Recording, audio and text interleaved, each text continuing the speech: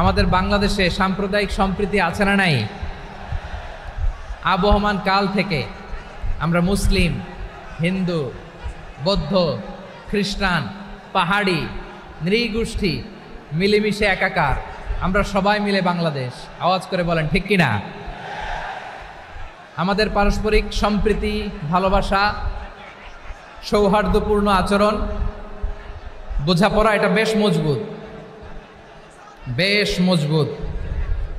তবে মাঝে মাঝে আমাদের এই সম্প্রীতির ভেতরে অনেকে ফাটল ধরাতে চায়। আমরা যে সুখে আছি, শান্তিতে আছি, এটা অনেকের ভালো লাগে না, ঠিক কিনা বলেন?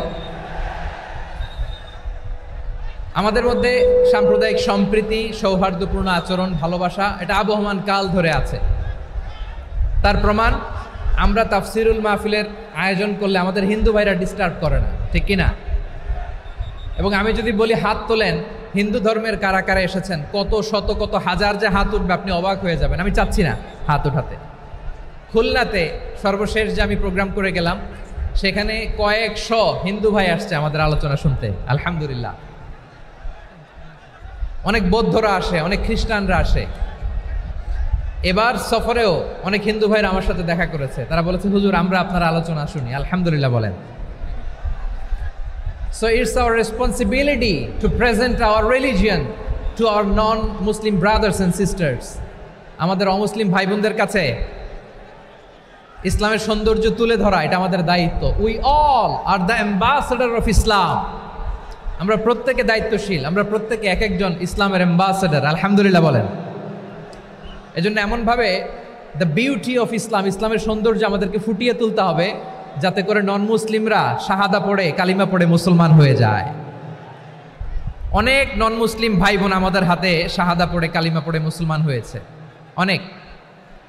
সো আমরা যেন ইসলামের বিউটিটাকে তুলে ধরতে পারি এবং এই যে সম্প্রীতি, এটাকে যেন আমরা অটুট রাখতে পারি। আদতে আদতে বাংলাদেশের ইতিহাস বলে আমাদের দেশে কোনো দাঙ্গা নাই, আছে? লালমনিরহাটের ভাইয়ের আওয়াজ করে বলেন, আমাদের দেশে হিন্দু মুসলিম দাঙ্গা আছে? আমরা ভাই ভাই, আওয়াজ করে বলুন তো, আমরা কি ভাই ভাই? কিন্তু কিছু দুষ্ট লোক আছে, তারা আমাদের সম্পর্কের মধ্যে ফাটল ধরাতে চায়, ঠিক কিনা বলেন? মাঝে মাঝে ঝগড়া লাগাতে চায়। দেখবেন পত্রপত্রিকায় দেখা যায় বিভিন্ন ধর্মীয় উপাসনালয়গুলোতে হামলা চালানো হয়। এগুলো রাজনৈতিক উদ্দেশ্য প্রণোদিত, এগুলোর সাথে ইসলামের কোনো সম্পর্ক নাই। এজন্য এই দুর্বৃত্তদের ব্যাপারে আমাদের সাবধান থাকতে হবে। আমরা সবসময় যেমনি ঐক্যবদ্ধ, ইউনাইটেড, আমরা যদি এরকম ইউনাইটেড থাকি, এই সমস্ত দুর্বৃত্তদের কালো হাত ভেঙে দিতে আমাদের 1 ঘন্টাও লাগবে না। চিল্লায় বলো ঠিক কিনা? আমরা সংঘবদ্ধ থাকবো। এই যে আমাদের পিসফুল কোএক্সিস্টেন্স, শান্তিপূর্ণ সহাবস্থান। হিন্দুরা পূজা করে, যেদিন হিন্দুদের পূজা অনুষ্ঠান, আমরা ওই দিন তাফসির মাহফিল করি না, ঠিক কিনা বলেন? যেদিন আমাদের তাফসিরুল কোরআনের প্রোগ্রাম, ওই দিন আমাদের হিন্দু ভাইরা ডিস্টার্ব করে না, সুবহানাল্লাহ। হিন্দুদের পূজা অনুষ্ঠানে মাদ্রাসার ছাত্র যে পাহারা দেয়, গোটা বিশ্বে এরকম দৃষ্টান্ত নজির বিরল, ঠিক কিনা বলেন? আইন শৃঙ্খলা বাহিনীর পাশাপাশি মাদ্রাসার ছাত্ররা যে সেখানে পাহারা দেয়, গোটা পৃথিবীতে এই দৃষ্টান্ত আপনি পাবেন। মাদ্রাসার ছাত্ররা, তারা তো কোরআনের ধারক, তারা হাদিসের ধারক, তারা কেন মন্দির পাহারা দিবে? এই সম্প্রীতিকে ধরে রাখার জন্য, এই সৌহার্দ্যকে ধরে রাখার জন্য, আমাদের পারস্পরিক ভালোবাসাকে অটুট রাখার জন্য। আওয়াজ করে বলতে হবে ঠিক কিনা? এখন বলেন, আমাদের এই ভালোবাসা অটুট থাক, আমরা চাই কি চাই না? আমরা হিন্দু মুসলিম মিলেমিশে শান্তিপূর্ণ সহাবস্থান, সাম্প্রদায়িক সম্প্রীতি, লালমনিরহাটের ভাইয়ের আওয়াজ করে বলুন, এই সাম্প্রদায়িক সম্প্রীতি আমরা চাই কি চাই না? আল্লাহ এই দেশকে তুমি বরকতময় করো, বাংলাদেশকে তুমি শান্তিময় করো। আওয়াজ করে সবাই বলেন আমিন। এই জায়গাটাতে সামান্য একটু আওয়াজ হচ্ছিল, এটাও থেমে গেছে, আলহামদুলিল্লাহ আলহামদুলিল্লাহ। এখন একেবারে everything is in my control, মাশাআল্লাহ। ঠিক আছে, আমি মূল আলোচনায় যাই। প্রিয় ভাইরা, আমি বলেছিলাম আমার আলোচনার বিষয় হচ্ছে শান্তিপূর্ণ সহাবস্থান, সাম্প্রদায়িক সম্প্রীতি। আমরা দেখব ইসলাম আমাদেরকে কি কি দিক নির্দেশনা দেয়। শান্ত হইতে হবে, খরগোশের কানের মতো কান দুটো আমার দিকে করে রাখেন। আমি এখনো উঠে যাব, হাত নাড়ায় লাভ নাই, আমি উঠে যাব। তাকায় থাকো আর কান খাড়া, আওয়াজ হবে না। হ্যাঁ, মাশাআল্লাহ, মাশাআল্লাহ, ঠিক আছে। আমরা দেখব যে রাসূল সাল্লাল্লাহু আলাইহি ওয়াসাল্লাম এই পিসফুল কোএক্সিস্টেন্সের জন্য আমাদের কি শিখিয়েছেন, কি কি গাইডলাইন দিয়েছেন। আমরা 1, 2, 3, 4 করে এগুলো আপনাদের সাথে শেয়ার করব। আমি আপনাদের খেদমতে সূরাতুল আনআমের 108 নম্বর আয়াত তেলাওয়াত করেছি। এখানে আল্লাহ রাব্বুল ইজ্জা ওয়াল জালাল তিনি ইরশাদ করছেন, ওয়ালা তাসুব্বুল্লাযীনা ইয়াদউনা মিন দুনিল্লাহি ফায়াসুব্বুল্লাহা আদওয়াম বিগাইরি ইলম কাযালিকা যায়্যান্না লিকুল্লি উম্মাতিন আমালাহুম সুম্মা ইলা রাব্বিহিম মারজিউহুম ফায়ুনাব্বিউহুম বিমা কানু ইয়ামালুন। রব্বুল আলামিন বলেন, গোলাম ও আমার ইমানদার বান্দারা শোনো শোনো, ও আমার বিশ্বাসী বান্দারা শোনো শোনো, লা তাসুব্বুল্লাযীনা ইয়াদউনা মিন দুনিল্লাহ ফায়াসুব্বুল্লাহা আদওয়াম বিগাইরি ইলম। ও আমার বিশ্বাসী বান্দারা, যারা আল্লাহকে ব্যতি রেখে, আল্লাহকে বাদ দিয়ে অন্য উপাস্যকে ডাকে, দেবীর পূজা করে, তোমরা খবরদার তাদের গালি দিও না। আওয়াজ করে বলেন, কি দিও না? আল্লাহ বলেন, ও বিশ্বাসীরা শোনো, যারা আল্লাহকে বেছে রেখে দেবীর পূজা করে, অন্য উপাস্যের পূজা করে, তাদেরকে ডাকে, ওই দেবতাদেরকে তোমরা গালি দিও না। যদি ওই দেবতাদেরকে গালি দাও তাহলে ভুলবশত, শত্রুতাবশত তারা তোমাদের রব আল্লাহকে গালি দেবে, ঠিক কি না? তোমরা যদি তাদের দেবতাদের গালি দাও, ওরা রেগে তোমার আল্লাহরে গালি দিবে, তাহলে আল্লাহরে গালি খাওয়ানোর কারণ হয়ে গেলাম আমি, ঠিক কি না? বলেন।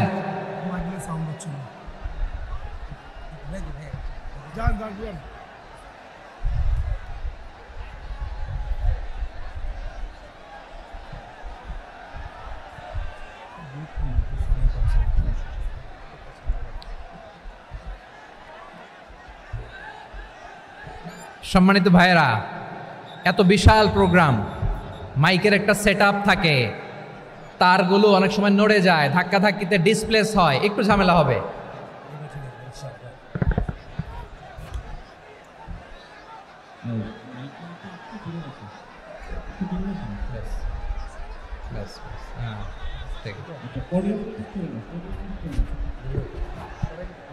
ঠিক আছে,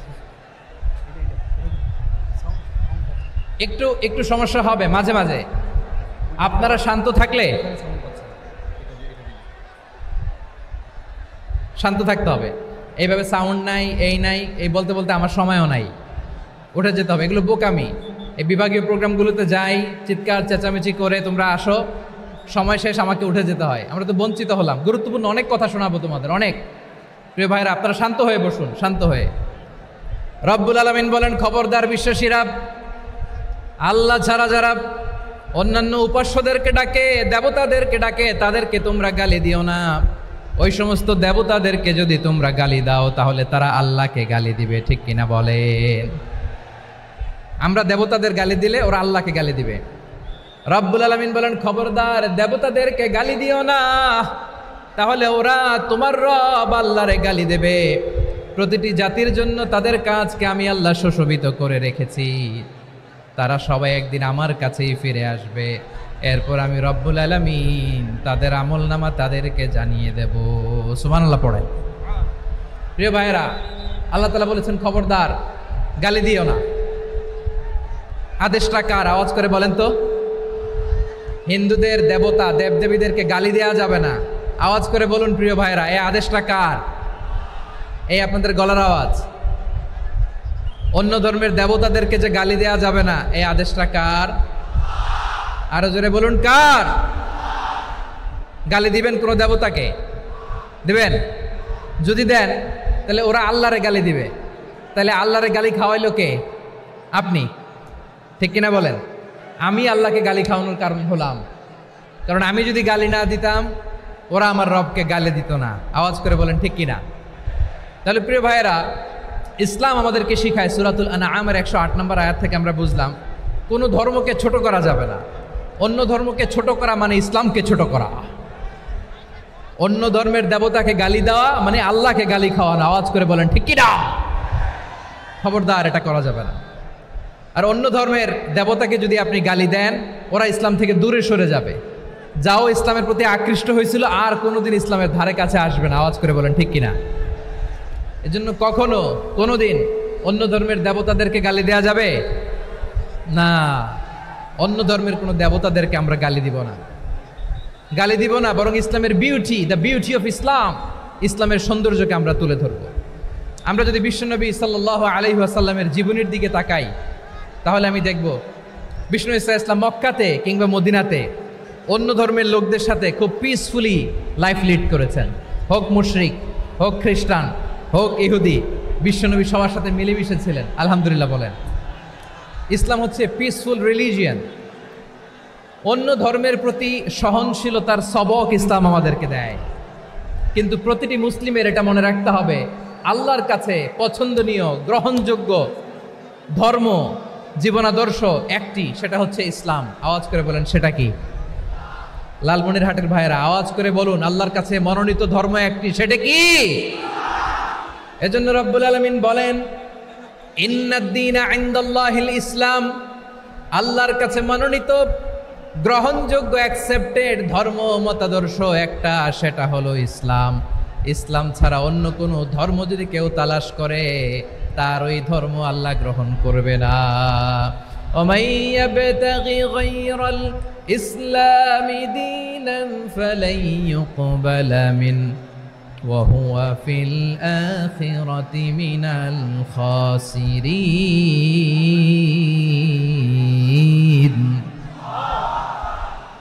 Whoever seek anything except Islam, that won't be accepted from him, and he will be loser in the day of judgment. কিয়ামতের দিন ইসলাম ছাড়া কেউ যদি অন্য কোনো ধর্ম তালাশ করেছে দুনিয়াতে, তার এই মতাদর্শ গ্রহণ করা হবে না। and he will be loser, সে হবে লুজার, ক্ষতিগ্রস্ত, হাই হাই কোম্পানির ম্যানেজার। ওর আমও শেষ, সালাও শেষ। আওয়াজ করে বলেন ঠিক কি না? এজন্য ইসলাম পেয়ে আমরা খুশি না বেজার? প্রত্যেক নামাজ শেষে আমরা আল্লাহরে বলি, আল্লাহ রাদিতু বিল্লাহি রাব্বা ওয়া বিল ইসলামি দীনা ওয়া বি মুহাম্মাদিন নাবিয়ান ওয়া রাসূলা। ও আল্লাহ, তোমারে রব হিসেবে পেয়ে আমরা খুশি। ও আল্লাহ, ইসলামকে ধর্ম হিসেবে পেয়ে আমরা খুশি। বিশ্বনবীকে আমাদের রাসূল পেয়ে আমরা খুশি। ঠিক কিনা বলেন?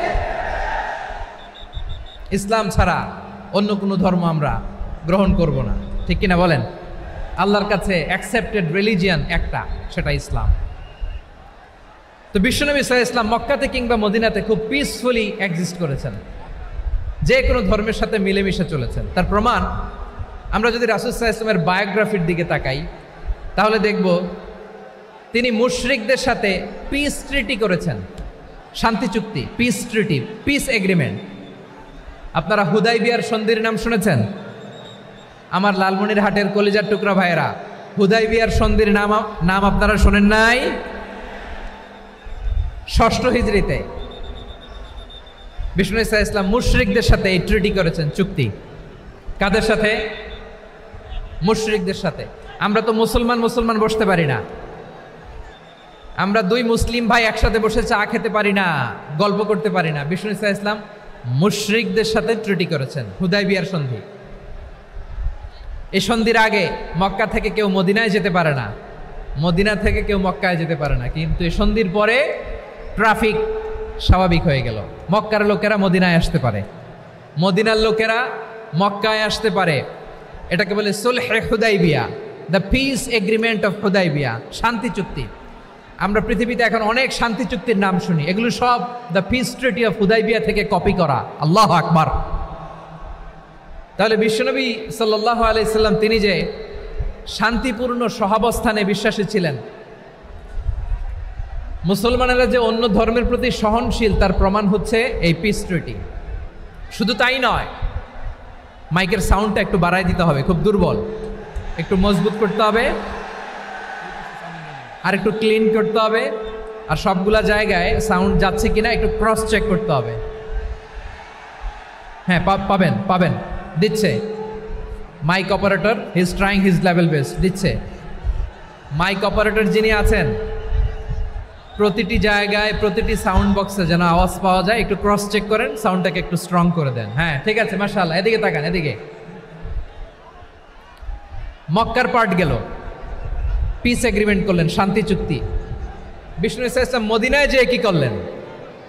মদিনায় যে বিষ্ণু ইসলাম মদিনা চার্টার করলেন, মদিনা সনদ, সাহিফাতুল মদিনা, এটার বলে মদিনা চার্টার। যে ওয়েস্টে, ইউরোপে, আমেরিকাতে তারা অনেক চার্টার করে, এই সব চার্টার মদিনা চার্টার থেকে কপি করা। আওয়াজ করে পড়েন সুবহানাল্লাহ।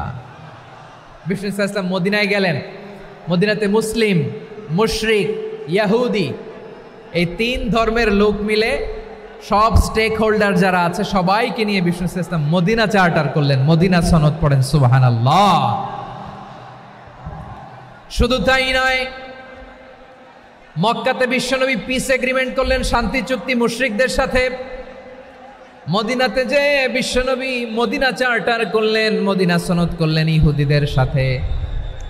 আবার মদিনাতে বিশ্বনবী ইহুদিদের সাথে পিস ডায়ালগ করলেন, ইন্টারফেথ ডায়ালগ করলেন, আন্তধর্মীয় সংলাপ করলেন, যেই সংলাপের মূল ভিত্তি ছিল তাওহীদ।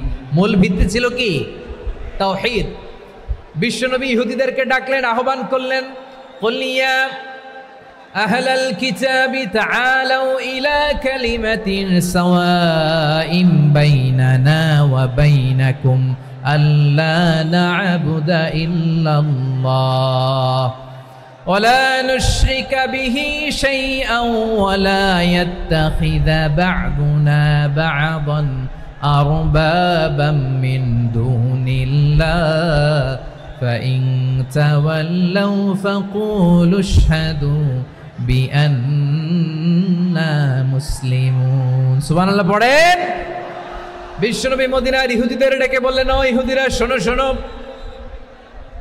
আসো এমন একটা আদর্শের প্রশ্নে আমরা একত্রিত হই, যে আদর্শের প্রচার তোমাদের নবীরাও করেছে, আমিও করি, যে আদর্শের কথা তোমাদের পবিত্র ধর্মগ্রন্থগুলোতে আছে, আমার কোরআনেও আছে, সেটা হলো তাওহীদ। আমরা এক আল্লাহ ছাড়া কারো ইবাদত করব না, আল্লাহর সাথে কাউরে শরীক করব না, আল্লাহ ছাড়া কাউরে রব মানব না। পড়েন সুবহানাল্লাহ। তাহলে আমার প্রিয় লালমনিরহাটের ভাইরা, মদিনাতে যে তিনি মদিনা চার্টার করলেন, মদিনা সনদ, পিস ডায়ালগ করলেন, শান্তির সংলাপ, ইন্টারফেথ ডায়ালগ করলেন, আন্তধর্মীয় সংলাপ, যার ভিত্তি ছিল তাওহীদ। সুবহানাল্লাহ পড়েন। তাহলে অন্য ধর্মের প্রতি সব সময় ইসলাম সহনশীল, টলারেন্স। যদি আপনি দেখতে চান ইসলামের নবী বিশ্ব নবীর দিকে তাকান, ঠিক কিনা বলেন? আমরা তো সংখ্যালঘুদের রাইটস প্রোটেক্ট করার জন্য কত আইন বানাই, কত বৈঠক করি, কত সংবাদ সম্মেলন করি। বিষ্ণু সাল্লাল্লাহু আলাইহি ওয়াসাল্লাম সংখ্যালঘুদের রাইটসের ব্যাপারে, অধিকারের ব্যাপারে যে কথা বলেছেন, শুনলে আপনি অবাক হয়ে যাবেন। বিশ্বনবী বলেন, আলা মান যালামা মুআহাদান আও ইনতাকাসাহু আও কাল্লাফাহু ফাওকা তাআতিহি আও কাল্লাফাহু ফাওকা তাকাতিহি আও আখাযা মিনহু শাইআন বিগাইরি তিবি নাফসিন ওয়া আনা হাজিজুহু ইয়াউমাল কিয়ামা। খবরদার, জেনে রাখো, কেউ যদি কোনো সংখ্যালঘুর উপরে অত্যাচার করে, কোনো সংখ্যালঘুর প্রাপ্য থেকে যদি কেউ কাউকে ঠকায়, সংখ্যালঘুর উপর যদি কেউ কষ্ট দেয়, কোনো সংখ্যালঘুর সম্পদ যদি কেউ জোর করে কেড়ে নেয়, আমি কিয়ামতের দিন বিশ্বনবী ওই সংখ্যালঘুর পক্ষে আর ওই মুসলমানদের বিপক্ষে বাদী হয়ে দাঁড়াবো। সুবহানাল্লাহ বলতে পারলেন না? আল্লাহু আকবার। আপনি নামাজি, আপনি মুসল্লি, আপনি হাজী সাহেব, তাহাজ্জুদ পড়তে পড়তে কপালে দাগ ফেলে দিছেন, আপনার প্রতিবেশী হিন্দু, ভাবছেন আমার তো পাওয়ার আছে, ওর জমিটা দখল করি। বিশ্বনবী বলেন, কিয়ামতের দিন ওই হিন্দুর পক্ষে তোর বিরুদ্ধে আমি বাদী হয়ে দাঁড়াবো। পৃথিবীর কোন ধর্মে এরকম স্টেটমেন্ট পাবেন? পাবেন? আপনি ভাবছেন আপনি নামাজ পড়লে হাজী সাহেব কপালে দাগ ফেলায় দিলে আপনি সেলসেলায় জান্নাতে চলে যাবেন না? খবরদার। বিশ্বনবী বলেন, কোন সংখ্যালঘুর উপর যদি কেউ আক্রমণ করে, তার প্রাপ্যতাকে না দিয়ে যদি তাকে ঠকায়, তার উপর জুলুম করে, তার সম্পদ যদি কেড়ে নেয়, আমি নবী, তুমি মুসলিম হইতে পারো, মুসল্লি হইতে পারো, তার পক্ষে তোমার বিপক্ষে আল্লাহর দরবারে বাদী হয়ে দাঁড়াবো। আচ্ছা লালমনিরহাটের ভাইরা, কথা বুঝতে পারলে আওয়াজ করে উত্তর দেন। বিশ্বনবী যদি কারো বিপক্ষে দাঁড়ায় কিয়ামতের দিন, আই রিপিট, আমি আবারও বলছি, বিশ্বনবী যদি কিয়ামতের দিন কারো বিপক্ষে দাঁড়ায়, ও তো সেলসেলায়া জান্নাতি, তাই না? জান্নাতি না? যে নবীর সুপারিশ ছাড়া জান্নাতের গেটও দেখা যাবে না, ওই নবী যদি বলে তোর বিপক্ষে আমি বাদী হয়ে দাঁড়াবো, ওই জান্নাতে আর ঢোকার কোনো সুযোগ আমাদের থাকবে?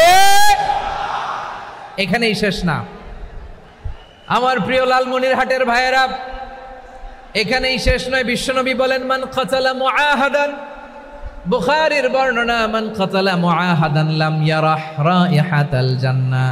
কেউ যদি, কোনো মুসলিম যদি অন্যায়ভাবে কোনো সংখ্যালঘুকে হত্যা করে, কোনো হিন্দুকে হত্যা করে, কোনো বৌদ্ধরে হত্যা করে, অন্যায়ভাবে কোনো মুসলিম যদি কোনো সংখ্যালঘুরে হত্যা করে, জান্নাতে যাওয়া তো দূরের কথা, ওই মুসলিম জান্নাতের ঘ্রাণও পাবে না। সেই বুখারীর বর্ণনা, মান কাতালা মুআহাদান লাম ইয়ারাহ রাইহাতাল জান্নাহ ওয়া ইন্না রিহাহা লা ইউজাদু মিন মাসিরাতি 40 আমা। যে জান্নাতের ঘ্রাণ 40 বছর দূরের রাস্তা থেকেই পাওয়া যায়। সুবহানাল্লাহ পড়েন। প্রিয় ভাইরা, এখান থেকে জান্নাতে পৌঁছতে লাগবে 40 বছর। এত দূর, কত বছর? সবাই বলেন কত বছর? এখান থেকে জান্নাতে পৌঁছতে লাগবে 40 বছর। এত দূরে থাকতেই জান্নাতের ঘ্রাণ আপনার নাকে এসে ধাক্কা মারবে। বিষ্ণুই বলেন, যে ব্যক্তি কোনো সংখ্যালঘুকে হত্যা করে, জান্নাতের ঘ্রাণ তো পাবেই, জান্নাতে তো ঢুকতে পারবেই না, জান্নাতের ঘ্রাণও তার নাকে লাগবে না। পড়েন না আউযুবিল্লাহ। তাহলে সংখ্যালঘুদের ব্যাপারে ইসলামে অধিকার দেয়া আছে না নাই? লালমনিরহাটের ভাইয়ের আওয়াজ করে বলেন, আমার সংখ্যালঘু হিন্দু ভাইদের রাইটস, অধিকার আমাদের ইসলামে প্রোটেক্টেড আছে না নাই? এখানেই শেষ না। বিষ্ণু ইসলাম আপনার অমুসলিম প্রতিবেশীর সাথে ভালো আচরণ করতে বলেছে। আমাদের হয় না, এটা মুসলিম পাড়া, ওটা বৌদ্ধ পাড়া, হয় না? অনেক সময় হয় না, এটা আমাদের মুসলিম পাড়া, ওইটা হিন্দু পাড়া, এরকম আছে না নাই? লালমনিরহাটে নাই না? আছে? হিন্দু যদি আপনার প্রতিবেশী হয় কি করবেন? ওরে কষ্ট দিবেন নাকি? কেন? ও তো হিন্দু, ও তো আমার আল্লাহরে ডাকে না, ওরে কষ্ট দিলে জায়েজ হবে না? খবরদার। বিষ্ণু ইসলাম বলেন, মান কানা ইউমিনু বিল্লাহ ওয়াল ইয়াউমিল আখির ফালিউকরিম জারাহ। যে আল্লাহ বিশ্বাস করে আর আখিরাতে বিশ্বাস করে, সেজন্য প্রতিবেশীর সাথে ভালো আচরণ করে। সুবহানাল্লাহ। কলিজা জুড়ায় যায় না আমার নবীর কথাগুলো শুনলে? যে আল্লাহ বিশ্বাস করে, যে আখিরাতে বিশ্বাস করে, সেজন্য প্রতিবেশীর সাথে ভালো আচরণ করে। এখানে বলছে মুসলিম প্রতিবেশী, বলছে নামাজি প্রতিবেশী, বলছে আল্লাহওয়ালা প্রতিবেশী, বলছে না। প্রতিবেশী আস্তিক হোক নাস্তিক হোক, প্রতিবেশী মুমিন হোক মুশরিক হোক, প্রতিবেশী হইলেই তার সাথে ভালো আচরণের দরকার আছে না নাই? আমার প্রিয় লালমনিরহাটের ভাইয়েরা, বিষ্ণু ইসলাম ওনার ইহুদি প্রতিবেশীদের দেখাশোনা করতেন। আওয়াজ না শোনা যাক, আমারও তো দেখা যায়, আমারও তো দেখা যায়। তাকায় থাকেন, তাকায় থাকলে সওয়াব হবে। কোরআনের কথা যেখান থেকে হয়, এদিকে তাকায় থাকলেই বরকত। তাকায় থাকেন। জি জি, মাইক, আমি তার মাইক ঠিক করতে আসি না এদিকে, এই মাইক ঠিক করব, ওই মাইক ঠিক করব, ওদিকে পাইলট বলবে হুজুর চলে আসেন। জি বসুন, বসুন, মাশাআল্লাহ।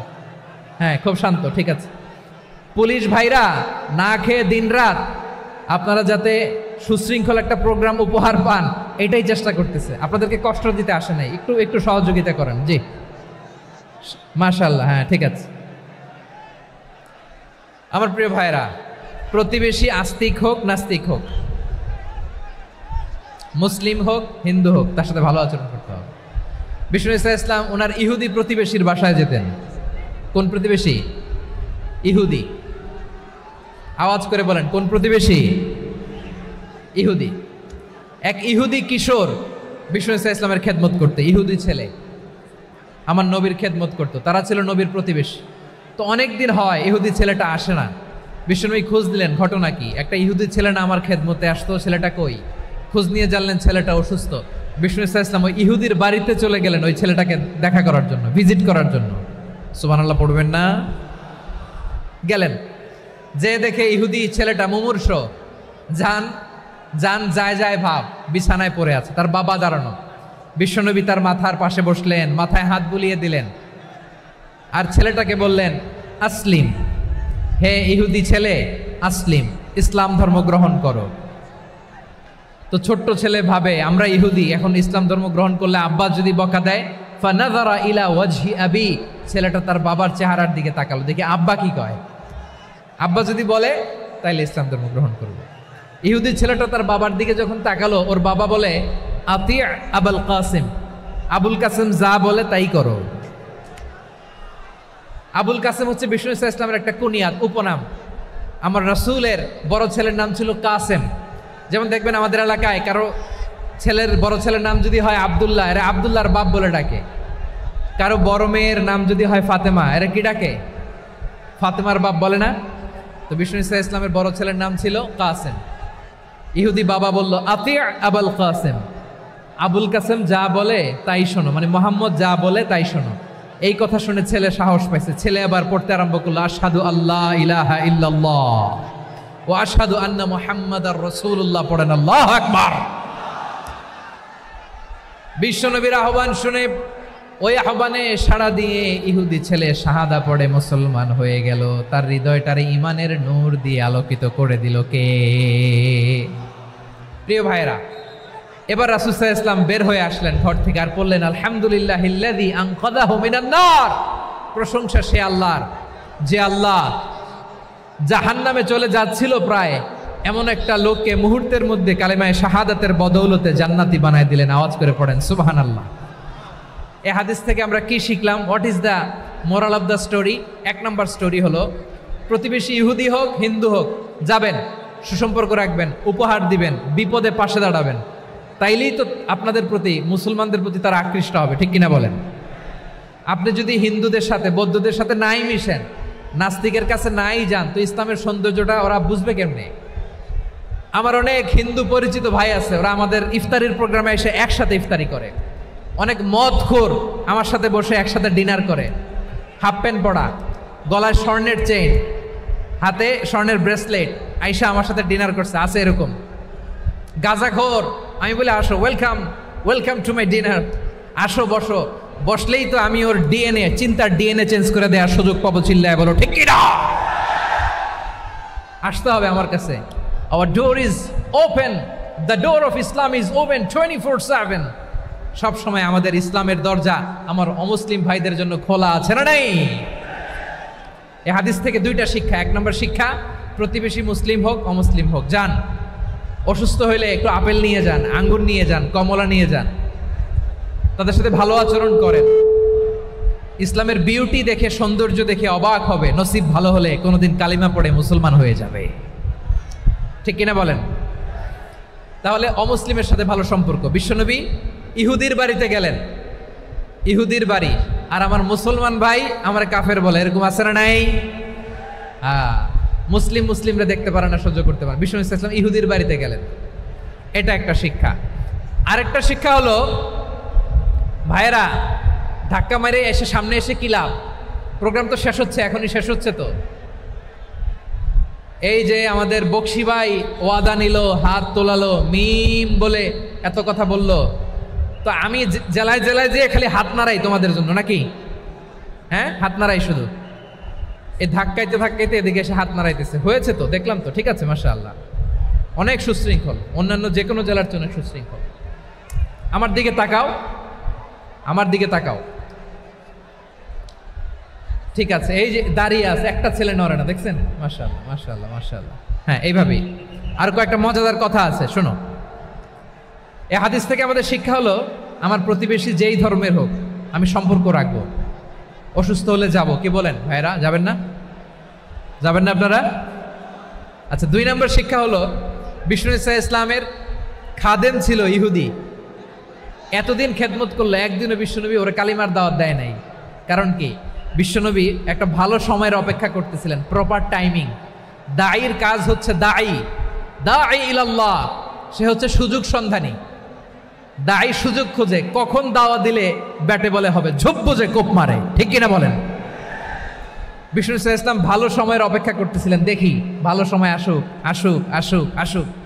আস্তে আস্তে এমন সময় আসছে, ছেলে এবার মুমূর্ষ, অসুস্থ ব্যক্তির হৃদয় অত্যন্ত নরম থাকে। হসপিটালে যখন কেউ যায় তার হৃদয়টা বড্ড নরম থাকে, মৃত্যুর ভয়ে তার অন্তরটা নরম থাকে, ঠিক কিনা বলেন? এই প্রপার টাইমিং এর অপেক্ষা করতেছিলেন, যখনই টাইমিং পেয়েছেন দাওয়াত দিলেন, পড়ো লা ইলাহা ইল্লাল্লাহ, সুবহানাল্লাহ পড়েন সবাই। তাহলে ইসলাম অমুসলিম প্রতিবেশীর সাথে ভালো আচরণ করতে বলে। ইসলাম অমুসলিম মাতা পিতার সাথেও ভালো আচরণ করতে বলে। মাতা পিতা যদি অমুসলিম হয় তারা ফেলে দিতে পারবেন? পারবেন? আমার লালমনিরহাটের ভাইরা, অনেক হিন্দু ছেলে আমাদের হাতে শাহাদা পড়ে মুসলিম হয়, কিন্তু ওর মা মুসলমান হয় নাই, বাবাও হয় নাই, এরকম আছে না নাই? তো ও হয়েছে মুসলিম, মা বাপ হিন্দু, এখন মা বাপ কি বাদ? হ্যাঁ, মা বাপ বাদ দেয়া যাবে? যেই মা আপনার 9 মাস 8 মাস পেটে ধারণ করলো, আপনার মায়ের নার ছেঁড়া ধন, আপনি ওই মারে বাদ দিতে পারবেন? যে মায়ের বুকের তাজা দুধ খেয়ে আপনি আজকে বাড়ন্ত তাজা তরতাজা, ওই মারে বাদ দেয়া যাবে? মায়ের এক ধারে দুধের দাম, কাটিয়া গায়ের চাম, পাপুষ বানাইলে ঋণের শোধ হবে না, এমন দরদি ভাবে কেউ হবে না আমার মাহা গো। মায়ের এক ধারে দুধের দাম, কাটিয়া গায়ের চাম, পাপুষ বানাইলে ঋণের শোধ হবে না, এমন দরদি ভাবে কেউ হবে না আমার মাহা গো, ঠিক কিনা? মাকে তো বাদ দেয়া যায় না। وَقَضَى رَبُّكَ أَلَّا تَعْبُدُوا إِلَّا إِيَّاهُ وَبِالْوَالِدَيْنِ إِحْسَانًا। আল্লাহ বলে অবধারিত 2টা ভার্ডিক্ট তোমাদের জন্য, এক আল্লাহর ইবাদত করবা আর মা বাবার প্রতি ইহসান করবা। আদেশটা কার? মা বাবার প্রতি ইহসান করতে হবে। আমার মা হিন্দু হোক ভালো আচরণ করতে হবে, বৌদ্ধ হোক ভালো আচরণ করতে হবে। আমার যে সমস্ত হিন্দু ভাইয়েরা মুসলিম হয়েছে, তোমাদের মা বাবা এখনো মুসলমান হয় নাই, তাদের সাথে ভালো আচরণ করতে হবে। আপনাদের খেদমত নিজে করতে হবে অথবা খেদমতের ব্যবস্থা করাই দিতে হবে। মান্থলি যে খরচ লাগে এটা দিতে হবে। আরে তুমি এখন মুসলিম, তোমার মা বাবা হিন্দু, এখনই তো সুযোগ ইসলামের সৌন্দর্য দেখানো। এখন মা বাবা যদি দেখে আরে এটা হিন্দু থাকতে তো বদমাইশ ছিল, বেয়াদব ছিল, কি এমন ধর্ম সে গ্রহণ করলো যেটা গ্রহণের সাথে সাথে সে পাল্টে গেল? কি এমন ধর্ম সে গ্রহণ করেছে যেটা তার জীবনকে আলোকিত করে দিয়েছে? নসিব ভালো হইলে তারাও কালিমা পড়ে মুসলমান হয়ে যাবে। বিষ্ণু ইসলামের স্ত্রীর নাম ছিল আয়েশা রাদিয়াল্লাহু তাআলা আনহা, আবু বকর রাদিয়াল্লাহু তাআলা আনহুর মেয়ে। আবু বকর রাদিয়াল্লাহু তাআলা আনহুর আরেক মেয়ের নাম হচ্ছে আসমা। কি নাম? দুজনই আবু বকর রাদিয়াল্লাহু তাআলা আনহুর মেয়ে, আসমা আর আয়েশা। নাম দুইটা কেমন লাগে? আসমা নামটা কেমন লাগে? আয়েশা নামটা কেমন লাগে? সবার ভালো লাগে নাই? নাম দুটো আপনাদের ভালো লাগে? লালমনিরহাটে অনাগত যদি কন্যা সন্তান হয়, যদি মনে চায় আসমা রেখে দিতে পারবেন, যদি মনে চায় আয়েশা রেখে দিয়েন। দেশে বিদেশে এয়ারপোর্টে রাস্তাঘাটে শুধু বলে হুজুর একটা নাম দেন, আমার ছেলের একটা নাম দেন, মেয়ের একটা নাম দেন। তো আমার মনে আছে যশোরের 8 দিনের মাহফিলে আমি 1-2টা নাম দিয়েছিলাম। আজকে লালমনিরহাটের এই প্রোগ্রামে কন্যা সন্তান যদি হয় 2টা নাম দিলাম, আসমা কিংবা আয়েশা। ইনশাআল্লাহ পড়েন। দুজন বোন, এক মায়ের না, বাবা এক মা দুজন। আয়েশা রাদিয়াল্লাহু তাআলা আনহার মায়ের নাম উম্মে রুমান, আর আসমা রাদিয়াল্লাহু তাআলা আনহার মায়ের নাম কুতাইলা বিনতে আব্দুল উজ্জা। আবু বকর রাদিয়াল্লাহু তাআলা আনহু 4টা বিয়ে করেছিলেন। তো একই ঘটনা ঘটেছে এই ফ্যামিলিতে। আসমা ইসলাম ধর্ম গ্রহণ করে মুসলিমা, কিন্তু তার মা কুতাইলা মুশরিকা। আই রিপিট, বোঝার জন্য আমি আবারও বলি, আসমা রাদিয়াল্লাহু তাআলা আনহা মুসলিমা, আর আসমার মা কুতাইলা আওয়াজ করে বুঝে থাকলে বলেন, আসমার মা মুশরিকা। তার মানে মেয়ে মুসলিম, মা অমুসলিম, ভেজাল আছে না নাই? কিন্তু কুতাইলা আর ধৈর্য ধারণ করতে পারে না। নার ছেড়া ধন, কলিজার টুকরা ধন, কলিজার টুকরা সন্তান আসমারে দেখতে বড্ড মন চায়। সাইয়েদনা আসমা রাদিয়াল্লাহু তাআলা আনহা মক্কা থেকে হিজরত করে মদিনায় চলে গেলেন হুদাইবিয়ার পর। যখন মক্কা মদিনার ট্রাফিক স্বাভাবিক হলো, মক্কার লোক মদিনায় যায়, মদিনার লোক মক্কায় আসে। কুতাইলা কলিজার টুকরা সন্তান আসমারে দেখার জন্য কিছু উপহার নিয়ে বিশাল মরুপথ পাড়ি দিয়ে মক্কা থেকে মদিনায় যায়। সুবহানাল্লাহ বলেন। এখন মা আসছে মেয়ের সাথে দেখা করতে, মেয়ে তো আর দেখা দেয় না। মেয়ে ভাবছে আমার মা তো মুশরিকা, অপবিত্রা, তার সাথে কি দেখা দেয়া যাবে? বিশ্বনবীর দরবারে চলে গেলেন। সুবহানাল্লাহ বলেন। কি সৌভাগ্যবান ছিল তারা, মাসলা জানার দরকার হলেই নবীর দরবারে চলে যেত। ঘরে বউয়ের সাথে ঝগড়া হলে নবীর দরবারে চলে যেত। অনেক সাহাবী বলে আমার পেটে ক্ষুধা লাগলো আমি নবীর কাছে চলে যেতাম, কারণ নবীর চেহারার দিকে তাকালেই আমার পেটের ক্ষুধা মিটে যেত। সাইয়েদনা আসমা রাদিয়াল্লাহু তাআলা আনহা বিশ্বনবীর কাছে চলে গেলেন, যে বললেন ইয়া রাসূলুল্লাহ ইয়া হাবিবাল্লাহ ইন্না উম্মি কাদিমাতুন ইলাইয়া ওয়া হিয়া রাগিবা। আমার মা মক্কা থেকে অনেক দূর মরুর পথ পাড়ি দিয়ে উপহার সামগ্রী নিয়ে মদিনায় আমার সাথে দেখা করতে এসেছে গো নবী। আমার জানতে বড্ড ইচ্ছে হয় আমি আমার মুশরিকা মাখা করতে পারবো কিনা। আফা আসিলুহা, আগে যেমনি আমি আমার মায়ের সাথে ভালো আচরণ করতাম, যেমনি আমি আমার মায়ের সাথে সদাচরণ করতাম গো নবী, এখন আমি মুসলিমা, মা মুশরিকা, এখনো কি আগের মতো সদাচরণ করতে পারবো নাকি? বিশ্বনবী বললেন নাম সিলিহা, হ্যাঁ রে আসমা, অবশ্যই অবশ্যই, আগে ঠিক যেমন তুমি তোমার মায়ের সাথে ভালো আচরণ করতে, এখনো তেমনি আগের মতো ভালো আচরণ করবা। আওয়াজ করে পড়েন সুবহানাল্লাহ। কি ইসলাম আমরা পেয়েছি! কত ব্রড মাইন্ডেড আমাদের ইসলাম, কত ওপেন মাইন্ডেড ইসলাম, কত ওপেন আপ করতে পারে, চিন্তা করতে পারেন। বিষ্ণু বললেন হ্যাঁ অবশ্যই, নাম সুলিহা, আগে যেমনি ভালো আচরণ করছো আসমা, এখন ওই রকমই করো, পারলে আরো বাড়াই করো। সুবহানাল্লাহ বলেন।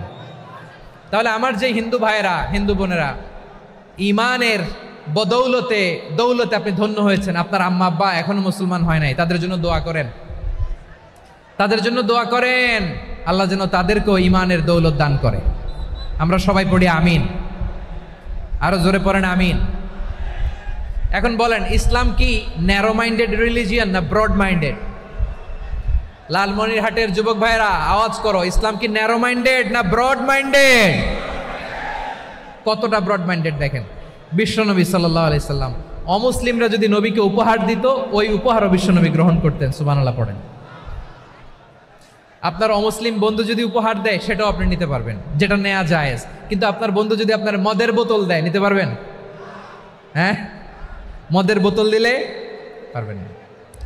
আপনার বন্ধু যদি আপনার পর্ক দেয়, পর্ক, শুকরের গোশত মিশ্রিত কোনো খাবার, ওটা নিতে পারবেন না। হালাল যে কোনো জিনিস নিতে পারবেন। বিশ্বনবী সাল্লাল্লাহু আলাইহি ওয়াসাল্লাম অমুসলিমদের দেয়া হাদিয়া গ্রহণ করতেন। কেমন নবী ছিলেন? আমার নবীরে চিনে নেন, আমার নবীর অ্যাটিটিউড জেনে নেন। বিশ্বনবী সাল্লাল্লাহু আলাইহি ওয়াসাল্লাম যখন কোনো জনপদে যেতেন, 3টা অপশন নিয়ে যেতেন। প্রিয় ভাইয়ের আওয়াজ করে বলতে হবে, কোনো জনপদে গেলে আমার নবীর অপশন থাকতো কয়টা? আমার মতো 3 আঙ্গুল উঁচু করে দেখান আর বলুন, আমার নবী কোনো জনপদে গেলে কয়টা অপশন নিয়ে যেতেন? 1 নম্বর অপশন আসলিম তাসলাম।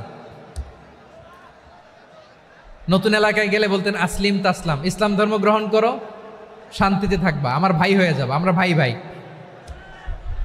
ইসলাম মানো, আমরা ভাই ভাই। অপশন নাম্বার কত? 1। যদি বলে না ইসলাম মানবো না, ওকে, অপশন নাম্বার 2, মুসলিম হওয়ার দরকার নাই, লা ইকরাহা ফিদ্দিন, ইসলামে কোনো বাড়াবাড়ি নাই। খ্রিস্টান আছো থাকো, বৌদ্ধ আছো থাকো, ইহুদি থাকতে চাও থাকো, কিন্তু আমরা যেহেতু রিজিওনাল সুপার পাওয়ার, আমাদের আন্ডারে থাকো, ট্যাক্স দিয়া থাকো, এটার বলে জিজিয়া। আলেম যারা আছেন বুঝবেন, এটার আরবিতে কি বলে? জিজিয়া। You pay us the tax, we will give you the security. তোমরা ট্যাক্স দিবা, আমরা সিকিউরিটি দিব। আমাদের আওতায় থাকবা, কেউ তোমাদেরকে আক্রমণ করতে পারবে না, আমরা নিরাপত্তা দিব। সুবহানাল্লাহ বলেন। এটা অপশন নাম্বার কত? আচ্ছা বুঝে থাকলে বলেন, 1 নাম্বার অপশন কি ছিল? ইসলাম। ইসলাম মানো শান্তিতে থাকবা, ভাই ভাই, আমরা ভাই ভাই। অপশন নাম্বার 2, ট্যাক্স দাও, আমরা নিরাপত্তা দিব, মুসলিম হওয়া লাগবে না। এখন 1 নাম্বারও মানে না, 2 নাম্বারও মানে না, মুসলিম হবো না, ভালো খ্রিস্টান থাকো, ট্যাক্স দাও, আমরা সিকিউরিটি দিব না, এইটাও মানি না। বিষ্ণু বলেন তাহলে তলোয়ার আমাদের আর তোমাদের মাঝে ফয়সালা করবে। মুসলিমও হবা না, ট্যাক্স দিবা, নিরাপত্তা দিব, আমরা সুপার পাওয়ার, আমাদের আন্ডারে থাকবে, এটাও না। তাহলে তোমাদেরকে তো আমরা বিশ্বাস করতে পারি না, কখন না কখন বিশ্বাসঘাতকতা করো, কার সাথে মিলে হাত মিলাও, তলোয়ার আমাদের মাঝে ফয়সালা করবে। তখন তিনি জেহাদের সশস্ত্র সংগ্রামের ঘোষণা দিতেন। সুবহানাল্লাহ পড়েন। দেখেন পশ্চিমারা জেহাদকে এইভাবে চিত্রায়িত করে না, ওরা জেহাদ বলতে বোঝায় তলোয়ার, হাত কাটো, গলা কাটো না। জেহাদ সশস্ত্র সংগ্রাম 3 নম্বরে। অধিকাংশ ক্ষেত্রেই বিশ্বনবীর সুন্দর আচরণ দেখে, আরে আমার নবীর যে নুরানি চেহারা, অনেকে তো কেবল সিরেফ চেহারাটা দেখেই কালিমা পড়ে মুসলমান হয়ে গিয়েছে। যারা মুসলিম হয় নাই তারা তাদের ইসলামেই বলবৎ ছিল, ট্যাক্স দিয়ে ইসলামের আন্ডারে ছিল। যারা এটাও মানে নাই ওইটাও মানে নাই, তাদের বিরুদ্ধে জেহাদ। বিষ্ণু ইসলাম 7ম হিজরিতে যখন খায়বার বিজয়ের পরে ইসলাম রিজিওনাল সুপার পাওয়ার হিসেবে আত্মপ্রকাশ করলো, বিশ্বনবী চিঠি লিখলেন অন্যান্য সুপার পাওয়ারের কাছে, রাষ্ট্রীয় চিঠি লেখে এক রাষ্ট্রপ্রধান আরেক রাষ্ট্রপ্রধানের কাছে, ঠিক কিনা বলেন? জানেন না আপনারা? এই যে 24-এর ছাত্র নাগরিক অভ্যুত্থানে, এই অভ্যুত্থান যখন শুরু হয়, আমি তখন সাউথ আফ্রিকাতে, একটা স্ট্যাটাস দিয়েছিলাম, কোটা নয় গোটা দেশ সংস্কার করা লাগবে। শুধু বাংলাদেশ নয়, সারা বিশ্বের বাংলা ভাষাভাষী লোকেরা এই আন্দোলনের সাথে সমর্থন তারা করেছে, এটাকে সাপোর্ট করেছে, তারা সমর্থন দিয়েছে। আমাদের ইউনাইটেড আরব আমিরাতের বাংলাদেশি ভাইয়েরা তারা সেখানে রাস্তায় নেমে এসেছিল, জানেন? ওইখানে ডেমনস্ট্রেশন করা যায় না, সেখানকার সরকার তাদেরকে যাবজ্জীবন দিয়েছিল। তখন আমাদের এই যে প্রধান উপদেষ্টা ডক্টর মোহাম্মদ ইউনূস সরাসরি G2G বলে, এটারে G2G, government to government, G2G, উনি চিঠি লিখলেন যে তাদেরকে, ইউর হাইনেস, হে সম্মানিত আমির, আপনি আমার এই চিঠির কারণে আমার সম্মানে এই 53 জন বাংলাদেশিকে মাফ করে দেন। এই চিঠির বদৌলতে বেকসুর খালাস পেয়ে গিয়েছিল আমাদের ভাইরা, জানেন না এই ঘটনা আপনারা? তাহলে গভর্নমেন্ট টু গভর্নমেন্ট চিঠি দেওয়া হয়।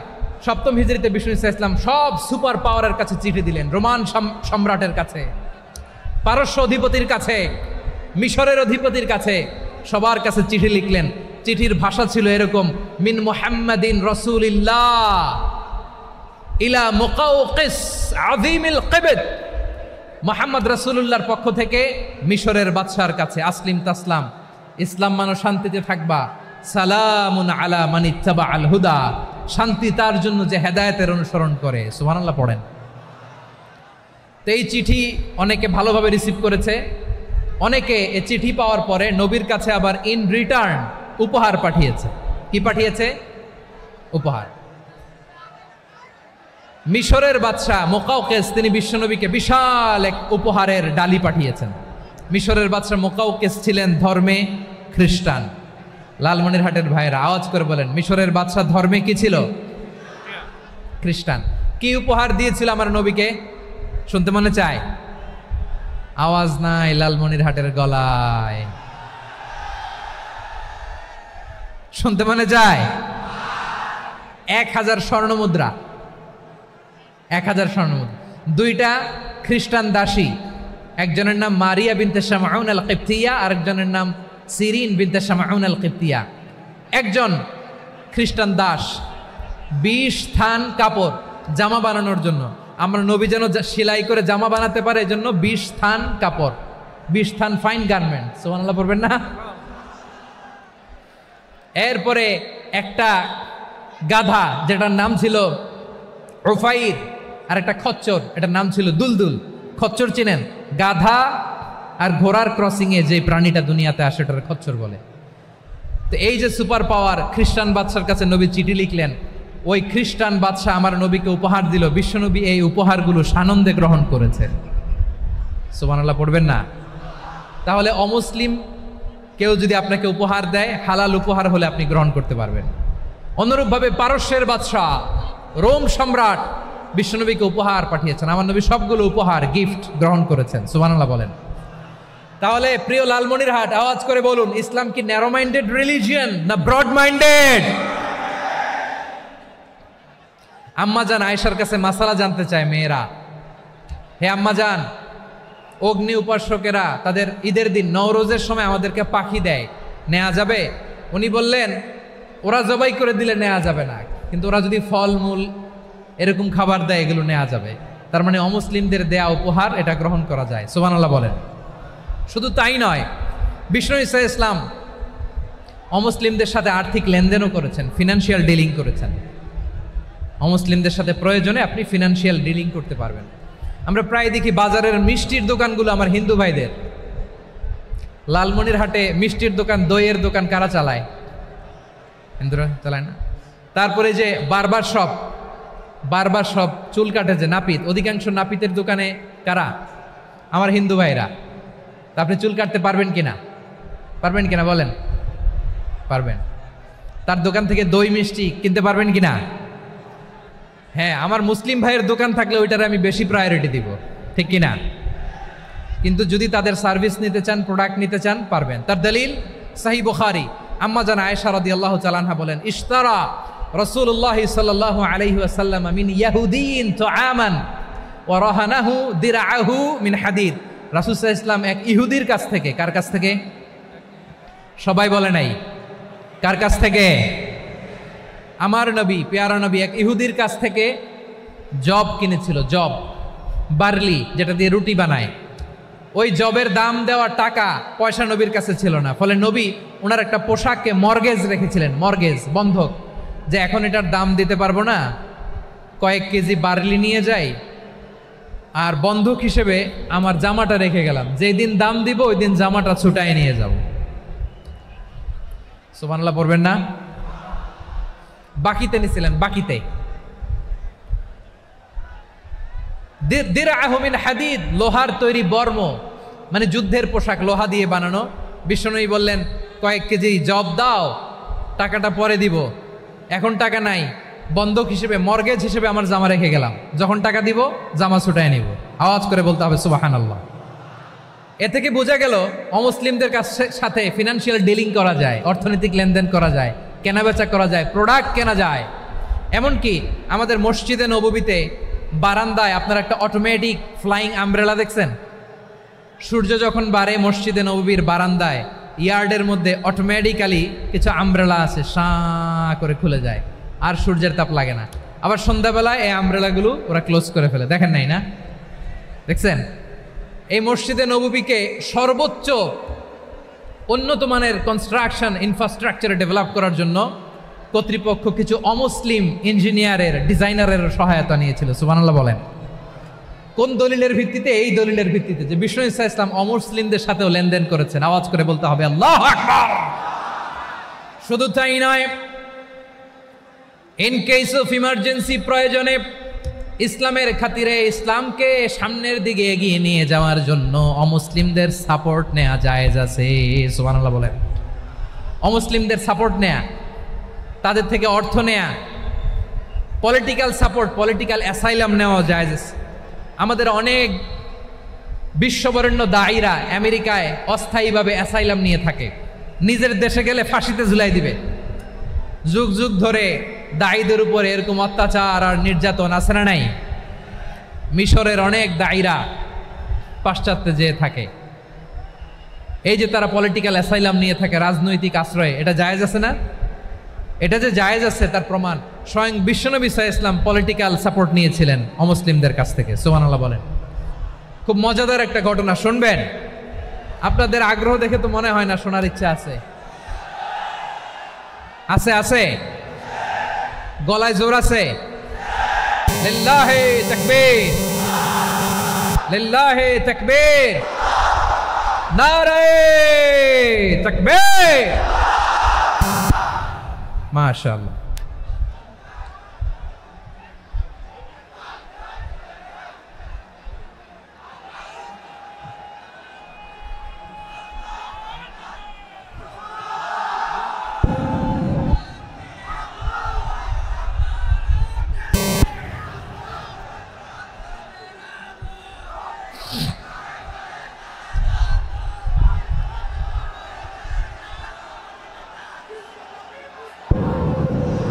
মাশাআল্লাহ মাশাআল্লাহ।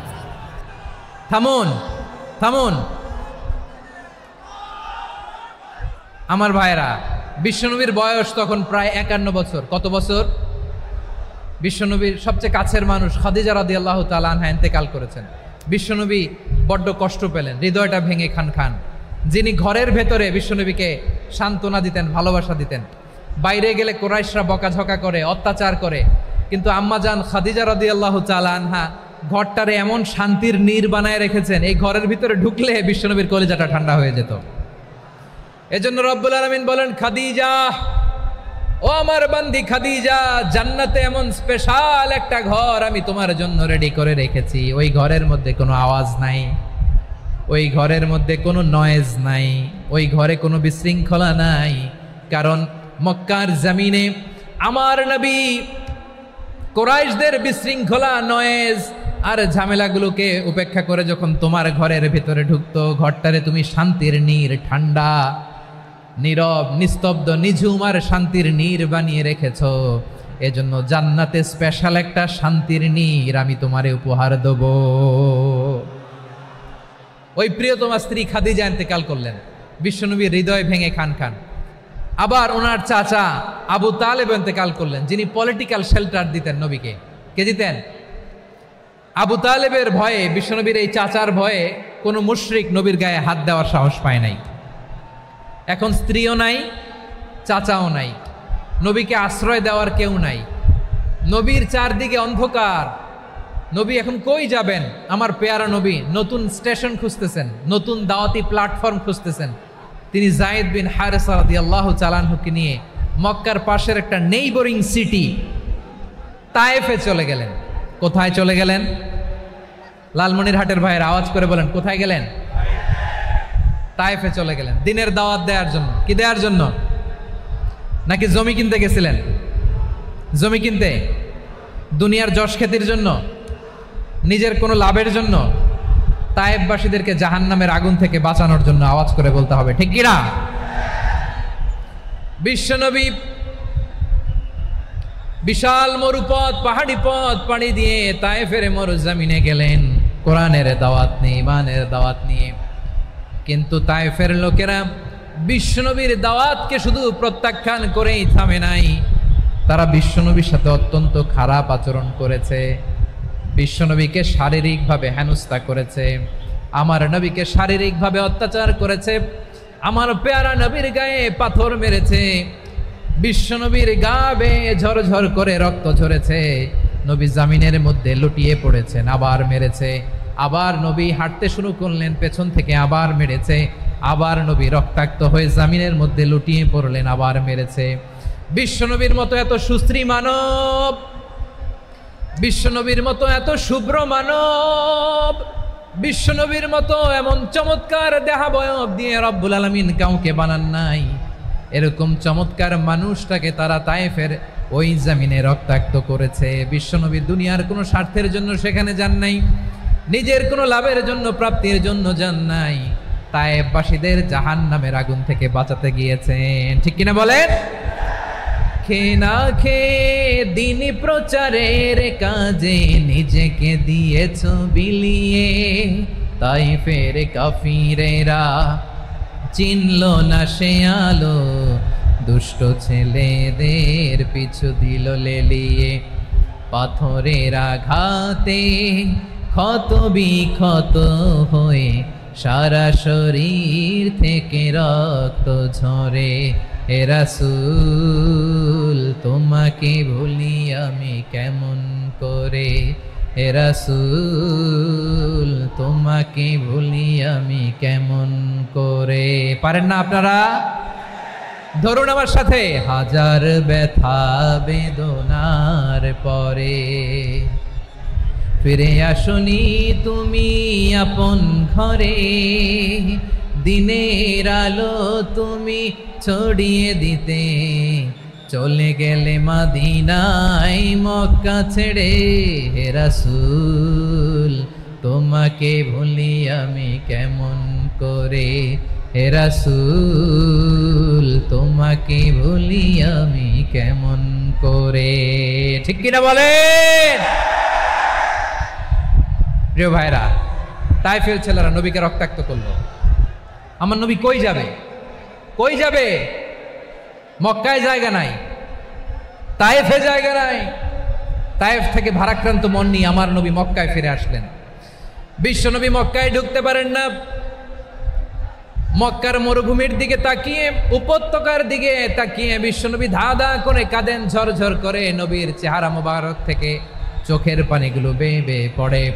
আমার জন্মস্থান, আমার শৈশব, কৈশোর, যৌবন কেটেছে এই মক্কায়।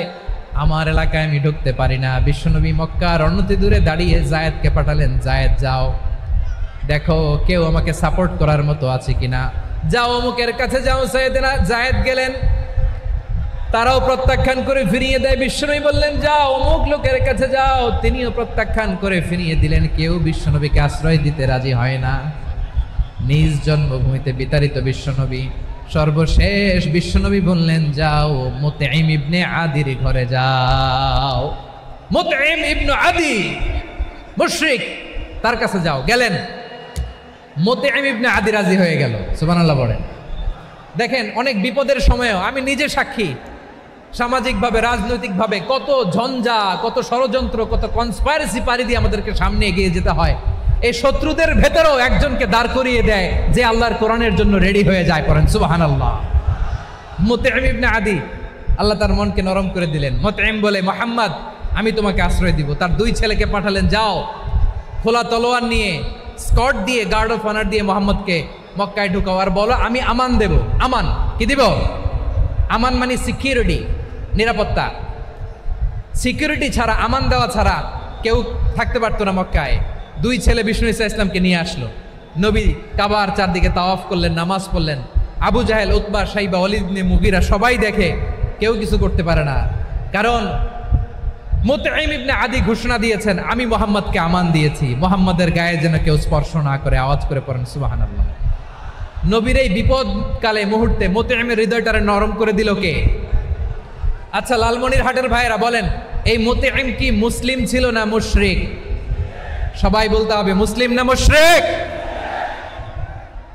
তাহলে মুশরিকের কাছ থেকে নবী পলিটিক্যাল অ্যাসাইলাম, আধুনিক রাষ্ট্রবিজ্ঞানের ভাষায় পলিটিক্যাল অ্যাসাইলাম, যেটাকে বলে রাজনৈতিক আশ্রয়, উনার আমান বা নিরাপত্তার এই ঘোষণায় তিনি মক্কায় ঢুকলেন। যতদিন নিরাপত্তা ছিল ছিলেন। মুতঈম যখন মারা গেল, বিষ্ণু ইসলাম হিজরত করে মদিনায় চলে গেলেন। সুবহানাল্লাহ। কিন্তু মুতঈম যে বিশ্বনবীর উপকার করছে এটা বিশ্বনবী ভুলে নাই। আমাদের অনেকে আছে উপকার করার পরে আর খেয়াল থাকে না, খাওয়ার পরে গলা দিয়ে নামলে আর খেয়াল থাকে না। এরকম আছে না নাই? আমার নবী ভুলে নাই। বদরের প্রান্তরে 70 জন কাফেরকে যখন বন্দী করে বিশ্বনবীর সামনে হাঁটু গেড়ে দাঁড় করানো হলো, বসানো হলো, 70 জন কাফের। কয়জন? বিশ্বনবী তাদের দিকে তাকিয়ে বললেন, সহিহ বুখারীর বর্ণনা, লাউ কানাল মুতঈম ইবনে আদি হাইয়ান সুম্মা কাল্লামানি হাউলাই নাতনা লা তারাকতুহুম লাহু। বদরের প্রান্তরে 70 জন বন্দী কাফিরের দিকে তাকিয়ে আমার নবী বললেন, আজকে মুতঈম ইবনে আদি যদি বেঁচে থাকতো আর তোমাদের 70 জনের ব্যাপারে যদি মুতঈম এক বাক্যে একটা সুপারিশ করত, তার সম্মানে আজকে তোদের সবাই আমি মাফ করে দিতাম। সুবহানাল্লাহ নাই? ওই যে চিল্লাচিল্লি যে কথা বোঝে নাই, কোন জিনিস মিস করছে ওরা নিজেরাও বোঝে নাই। বিশ্বনবী মুতঈমের এই সাহায্যের কথা বলে নাই। 70 জন মুশরিক হাঁটু গেড়ে বসা, নবী চাইলে এখনই এক্সিকিউশন অর্ডার দিতে পারে। তিনি বললেন, আজকে যদি মুতঈম বেঁচে থাকতো আর মুতঈম যদি তোদের জন্য সুপারিশ করতে, এই আবর্জনাগুলোর ব্যাপারে সুপারিশ করতে, আমি মুহূর্তেই তোদেরকে এমনি মাফ করে দিতাম। এবার বলেন, ইসলাম কি ন্যারো মাইন্ডেড না ব্রড মাইন্ডেড? শুধু তাই নয়, যাকে যে সম্মান দেয়ার আমার নবী দিতেন, হোক আস্তিক হোক নাস্তিক, হোক মুসলিম হোক অমুসলিম। বিষ্ণু ইসলাম যখন রোমান সম্রাটের কাছে চিঠি লিখেছেন, আমার প্রিয় লালমনিরহাটের ভাইরা, অল্প কয়েক মিনিট কয়েকটা জরুরি কথা বলবো। এদিকে তাকান, এদিকে তাকান। রোমান সম্রাটের কাছে বিশ্বনবী যখন চিঠি লিখলেন মিন মুহাম্মদ রাসূলিল্লাহ ইলা হিরাকলা আযীমির রোম। মুহাম্মদের পক্ষ থেকে হিরাক্লিয়াসের কাছে, যিনি হচ্ছেন আযীমির রোম। এটা নবী নিজ থেকে বানায় লিখছেন অতিরিক্ত সম্মান দিয়ে। কোন রাষ্ট্রপ্রধান যখন আসে তাদেরকে আমরা কি বলি জানেন? তার নামের শেষে এইচ ই এটা লিখতে হয়, H.E. মানে হিজ এক্সেলেন্সি। কি লেখে? হিজ এক্সেলেন্টি, অথবা ইউর হাইনেস, ইউর ম্যাজেস্টি। দেখেন, বিশ্বনবী সাল্লাল্লাহু আলাইহি ওয়াসাল্লাম সব নবীদেরও নবী। তিনি একজন মুশরিক খ্রিস্টান সম্রাট, রোমান সম্রাটের কাছে চিঠি লিখতে যেয়ে লিখতেছে, ইলা হিরাকলা আযীমির রোম, হিরাক্লিয়াসের কাছে আমার চিঠি, যিনি রোমের আযীম, হিজ হাইনেস, মানে রোমের অনেক সম্মানিত এক বাহাদুর। আওয়াজ করে বলেন সুবহানাল্লাহ। তার মানে যাকে যে সম্মান দেয়ার এটা বিশ্বনবী দিতেন। এমনকি যে ইহুদিরা ভালো ছিল, এই ইহুদিদেরও প্রশংসা করেছেন বিশ্বনবী মুহাম্মদুর রাসূলুল্লাহ সাল্লাল্লাহু আলাইহি ওয়াসাল্লাম। এক ইহুদির প্রশংসা করেছেন বিশ্বনবী। ইহুদির কার? কার? আমি তো আমার ভাইয়ের প্রশংসা করি না, আমি তো এক আলেম আরেক আলেমরে স্পেস দেই না, আমি তো এক দায়ী আরেক দায়ীর সাথে বসতে চাই না। আমার নবী ইহুদির প্রশংসা করে। কার প্রশংসা? ওই ইহুদির নাম ছিল মুখাইরিক। সিরাত গ্রন্থ ঘাটলে পাবেন। তিনি বলেছেন মুখাইরিক খাইরু ইয়াহুদ, মুখাইরিক is the best of the Jews. জুইশদের মধ্যে সে সবচেয়ে ভালো। কেন প্রশংসা করলেন তার? এর কারণ মদিনা চার্টারে কথা ছিল সব ধর্মের মুসলিম, মুশরিক, ইহুদিরা মিলে মদিনাকে রক্ষা করবে। কিন্তু তৃতীয় হিজরিতে যখন উহুদের যুদ্ধ শুরু হলো, সবার কথা ছিল যেই আক্রমণ করে আমরা মদিনাকে বাঁচাবো। কোন শহরকে বাঁচাবো? মদিনাকে। কিন্তু কুরাইশরা যখন অ্যাটাক করলো, ইহুদিরা আর আসে না, ইহুদিরা আর বেরোয় না। বিষ্ণু বললেন, ওহে ইহুদিরা, তোমরা না চুক্তি করলে আমার সাথে যে মদিনা বাঁচাতে সবাই ঝাঁপিয়ে পড়বো, আসো। একটা ইহুদিও বেরোয় না, কেউ আসে নাই সেদিন, একজন ছাড়া। তার নাম মুখাইরেক। তার নাম কি? মুখাইরেক বাহাদুরের মতো ঘোড়সাওয়ার হয়ে বেরিয়ে গেলেন এবং বললেন, গোটা ইহুদি সাম্রাজ্যের একজনও যদি না আসে, আমি মুখাইরেককে কেউ ঘরে আটকে রাখতে পারবে না। বেরিয়ে আসলেন, এসে বললেন, আমি মুহাম্মদের পক্ষে যুদ্ধ করব। আমি মারা গেলে আমার সম্পদ আমার উত্তরাধিকারীরা পাবে না, আমার সম্পদ তোমরা মুহাম্মদকে দিয়ে দিবা। সুবহানাল্লাহ বলেন। উহুদের ময়দানে 70 জন মুসলমান শহীদ হলো। এই ইহুদি সেও মুসলমানের পক্ষে যুদ্ধ করে নিহত হলো। সুবহানাল্লাহ বলেন। মুসলিমদের লাশ যখন নিয়ে আসা হলো, এই মুখাইরিকের লাশও নিয়ে আসা হলো। মুসলিমদের লাশের পাশে মুখাইরিকের লাশ দেখে বিশ্বনবী মুখাইরিকের প্রতি অনেক খুশি হলেন। আর বিশ্বনবী খুশি হয়ে বললেন, মুখাইরিক খায়রু ইয়াহুদ, মুখাইরিক যদিও তুমি ইহুদি, তারপরেও তুমি সব ইহুদিদের মধ্যে সেরা ইহুদি। পড়েন সুবহানাল্লাহ। আমার নবী ইহুদিকেও সম্মান দিতে কার্পণ্য করে নাই। আওয়াজ করে বলেন আল্লাহু আকবার। প্রিয় ভাইরা, এবার সর্বশেষ আওয়াজ করে বলেন, ইসলাম কি ন্যারো মাইন্ডেড নাকি ব্রড মাইন্ডেড? সবাই বলেন, ন্যারো মাইন্ডেড না ব্রড মাইন্ডেড? এজন্য অমুসলিম হইলেই তারা আমাদের শত্রু নয়। শত্রু কারা? এই লালমনিরহাটের ভাইয়েরা শোনেন, শত্রু কারা? যে সমস্ত অমুসলিম আমাদেরকে নিশ্চিহ্ন করে দিতে চায়, যে সমস্ত অমুসলিম আমাদের ভূখণ্ড থেকে আমাদেরকে তাড়িয়ে দিতে চায়, যে সমস্ত অমুসলিম আমার ধর্ম নিয়ে তুচ্ছতাচ্ছিল্য করে চিল্লায় বলেন ঠিক কিনা, তারা আমাদের শত্রু। সাধারণ অমুসলিমরা আমার শত্রু নয়। এই যে হিন্দুরা থাকে, এরা আমার ভাই, বৌদ্ধরা আমার ভাই, খ্রিস্টানরা আমার ভাই, ইহুদিরা আমার ভাই। তারা দিনই ভাই নয়, তারা মায়ের পেটের ভাই নয়, তারা মানবিক দিক থেকে ভাই। ও মানুষ, আমিও মানুষ। ইসলাম মানুষকে সম্মান করে, চিল্লায় বলো ঠিক কিনা। যারা আমাদের অস্তিত্বকে নিশ্চিহ্ন করতে চায়, যারা আমাদের ভূখণ্ডকে দখল করতে চায়, যারা আমাদেরকে নিয়ে মকারি করে, ফান করে, টিটকারি করে, আমার ধর্ম নিয়ে খেলা করে, তাচ্ছিল্য করে, ওদের বিরুদ্ধে আমাদের জিহাদ। সাধারণ মুসলিম আমাদের শত্রু নয়। যারাই আমাদের ইসলামকে নিশ্চিহ্ন করতে চায়, তাদের বিরুদ্ধে আমাদের সংগ্রাম। আওয়াজ করে বলতে হবে ঠিক কিনা। ওই সমস্ত দুর্বৃত্তদের সাথে আমাদের কোনো সম্পর্ক নাই। আমরা যদি ঐক্যবদ্ধ থাকতে পারি, ওই দুর্বৃত্তরা চান্স পাবে না। আমরা ঐক্যবদ্ধ থাকতে রাজি আছি। লালমনিরহাটের ভাইয়েরা, আমরা ঐক্যবদ্ধ থাকলে ওই দুর্বৃত্তদের কালো হাত ভেঙে দিতে আমাদের সময় লাগবে না। তাদের কালো হাত ভেঙে দিতে রাজি আছে মুসলমান? কারা কারা রাজি? দু হাত তুলে দেখাও।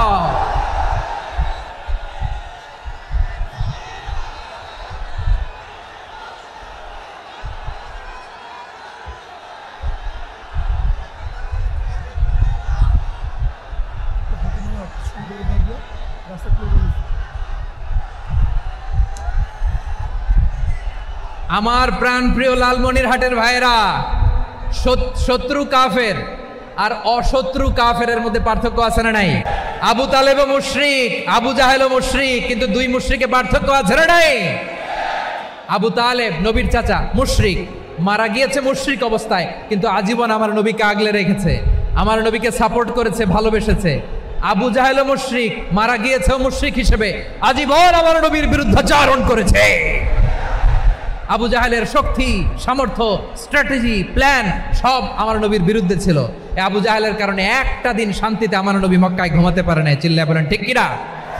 এজন্য রাব্বুল আলামিন বলেন, লা ইয়ানহাকুমুল্লাহু আনিল্লাযীনা লাম ইউকাতিলুকুম ফিদ-দীনি ওয়া লাম ইখরিজুকুম মিন দিয়ারিকুম আন তাবাররুহুম ওয়া তুকসিতু ইলাইহিম ইন্নাল্লাহা ইউহিব্বুল মুকসিতিন।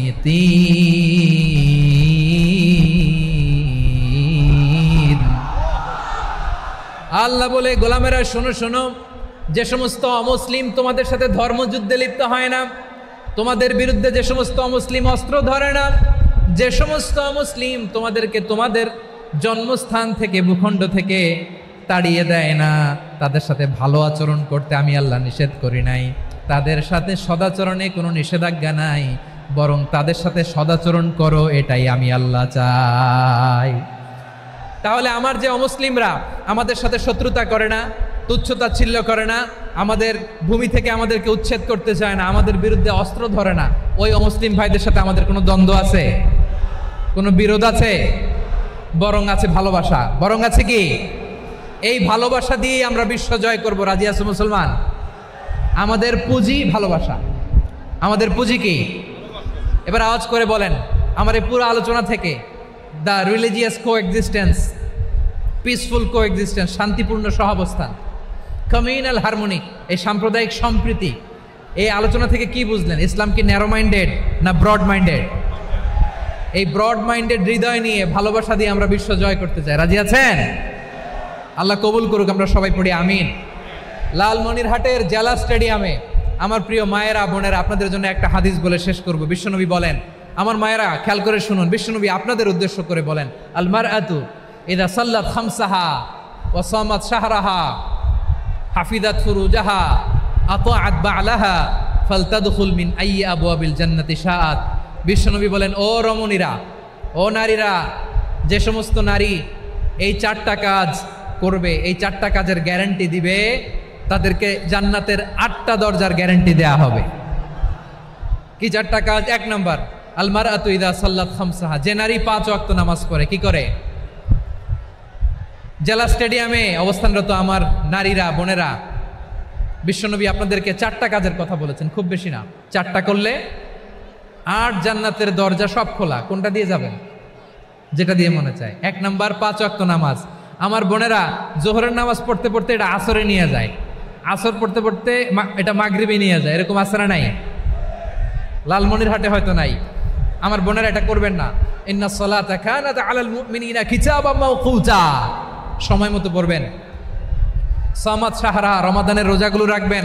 হাফিজাত ফুরুজাহা, যে নারী তার চরিত্রকে হেফাজত করে, তার প্রাইভেট হেফাজত করে, তার লজ্জাস্থান হেফাজত করে। ও মায়েরা, আপনার এই গর্ভ যে কত দামি আপনি জানেন না।